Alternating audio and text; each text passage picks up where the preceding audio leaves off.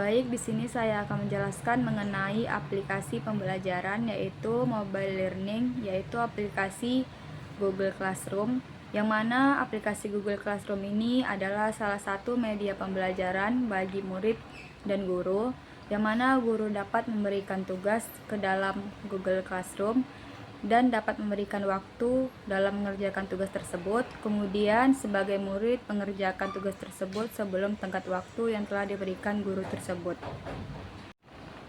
Terdapat pula kelebihan serta kekurangan dari aplikasi ini, yang mana kelebihannya adalah mudah digunakan, kemudian menghemat waktu, lebih fleksibel, kemudian gratis tentunya.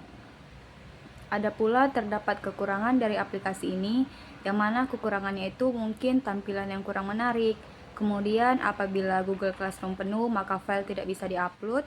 Dan kemudian tenggat waktu pengumpulan tugas masih bisa diubah. Cara login ke aplikasi ini juga dengan sangat mudah, yaitu cukup menggunakan email dan kata sandi.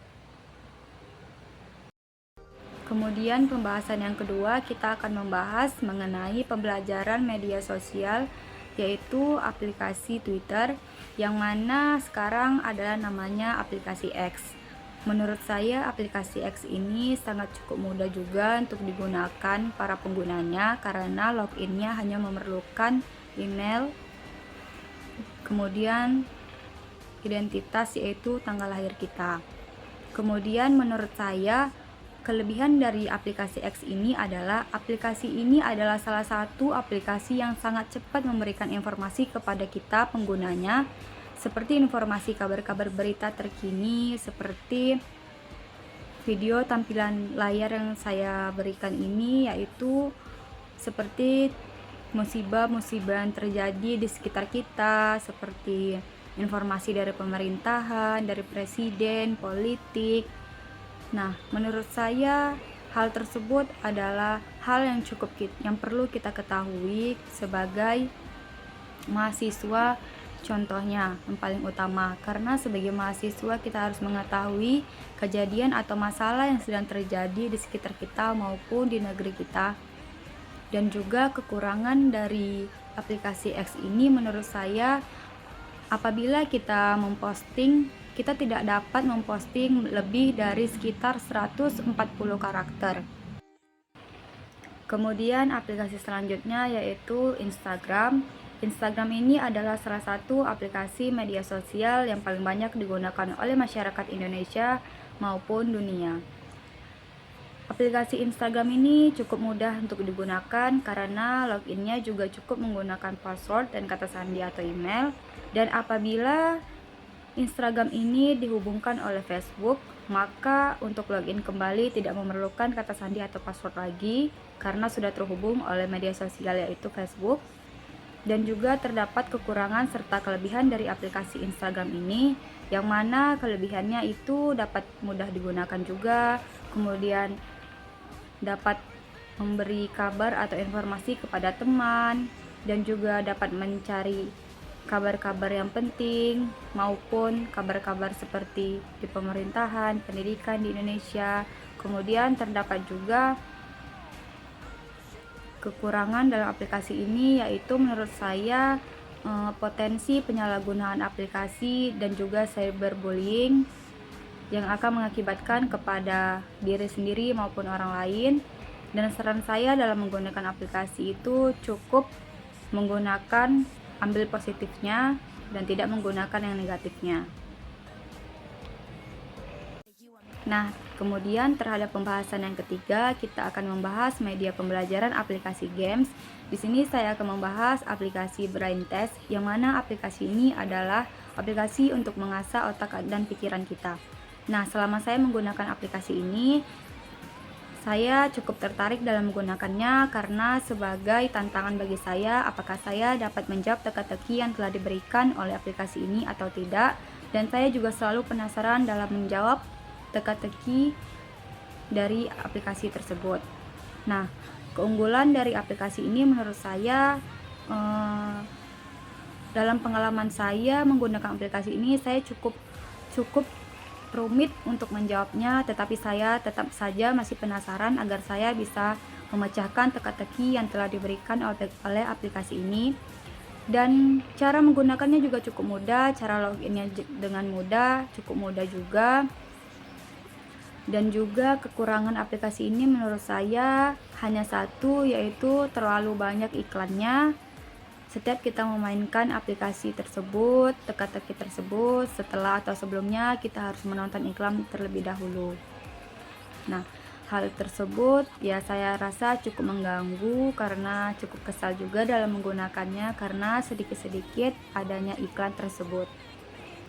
Kemudian aplikasi selanjutnya adalah aplikasi Quizizz, yang mana menurut saya kelebihan dari aplikasi ini sangat menyenangkan, real time, dan juga efektif dalam menggunakannya dalam menjawab pertanyaan-pertanyaan dari aplikasi tersebut.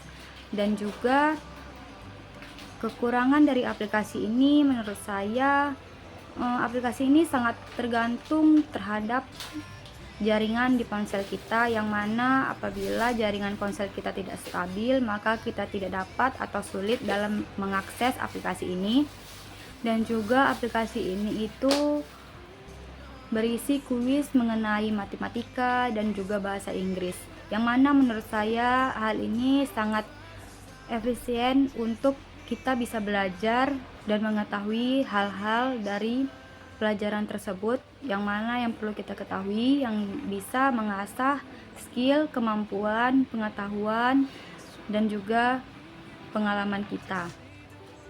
Aplikasi ini sangat berguna tentunya sebagai saya sebagai mahasiswa, agar saya bisa lebih mengetahui pengetahuan yang telah diberikan dari teka-teki aplikasi ini. Aplikasi belajar games yang selanjutnya yaitu aplikasi Yosu. Aplikasi Yosu ini adalah aplikasi yang mana kita bisa mengisi berbagai pertanyaan tentang matematika. Ini adalah aplikasi khusus untuk menjawab pertanyaan mengenai matematika, yaitu soal perhitungan yang berbagai-bagai macam. Nah, untuk login ke dalam aplikasi ini juga cukup mudah dan sangat mudah sekali. Kita cukup mendownload, kemudian login, kemudian kita bisa langsung menggunakannya. Dan kelebihan yang lainnya sangat tampilan yang cukup menarik juga, dan kita sebagai mahasiswa ataupun murid kita bisa mengasah kemampuan serta skill kita terhadap aplikasi ini untuk menambah wawasan serta pengetahuan kita yang telah kita pelajari di sekolah atau di kampus tentunya. Kemudian kekurangan dari aplikasi ini menurut saya belum bisa menemukan kekurangan dari aplikasi ini karena mungkin menurut saya tergantung dari jaringan ponsel HP kita, yang mana apabila jaringan koneksi kita tidak stabil maka kita juga tidak stabil dalam menggunakan aplikasi ini. Baik, kemudian di sini kita akan membahas pembahasan yang keempat, yaitu mengenai aplikasi pembelajaran layanan cloud, yang mana di sini saya akan membahas mengenai aplikasi Google Drive. Menurut saya untuk login atau daftar kepada Google Drive ini cukup menggunakan email dari perangkat kita, dan juga kelebihan dari aplikasi ini adalah sangat aman untuk menyimpan dokumen atau file kita, dan juga dalam membuat dokumen dari berbagai jenis, yaitu mengenai pembelajaran, kuis, dan juga presentasi. Dan tentunya kita bisa mengakses dan juga memberikan pembelajaran yang dokumen yang kolaboratif dan berbagi terhadap sesama pendidik. Dan juga untuk kekurangannya itu mungkin menurut saya Google Drive ini sangat tergantung terhadap koneksi internet, yang mana kita menggunakan Google Drive ini apabila koneksi internet kita tidak bagus maka kita sangat sulit dalam mengaksesnya. Baik, kemudian aplikasi yang kedua yaitu aplikasi cloud computing, yang mana aplikasi ini memiliki kelebihan serta kekurangan.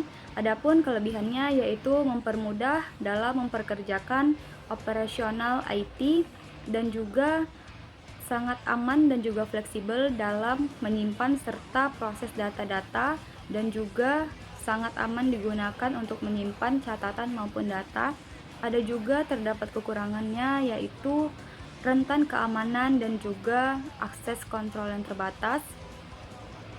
Kemudian aplikasi ini cukup menarik untuk kita sebagai pebisnis untuk menyimpan data-data. Kemudian kita masuk kepada pembahasan yang kelima, yaitu media pembelajaran aplikasi augmented reality, yang mana terdapat juga kekurangan serta kelebihan dari aplikasi ini. Adapun kelebihan dari aplikasi ini menurut saya yaitu tampilan visual yang cukup menarik dari aplikasi ini. Kemudian tampilan visual yang cukup menarik itu seperti objek 3D yang tampak terlihat nyata yang berada di sekitar lingkungan kita. Kemudian terdapat juga kekurangannya seperti aplikasi ini sangat rentan terhadap keamanan privasi penggunanya. Sangat disayangkan sekali, namun hal itu tidak cukup untuk kita tidak menggunakan aplikasi ini, karena aplikasi ini juga cukup penting untuk digunakan dan bisa kita manfaatkan pemanfaatan dari aplikasi tersebut. Nah, ini adalah penjelasan yang dapat saya sampaikan mengenai materi penggunaan aplikasi pembelajaran, yang mana materi ini adalah termasuk di dalam mata kuliah pembelajaran ekonomi digital, dan maksud saya dari membuat video ini adalah untuk memenuhi tugas dari mata kuliah pembelajaran ekonomi digital untuk memenuhi nilai UTS. Sekian dari saya, terima kasih. Audio Jungle.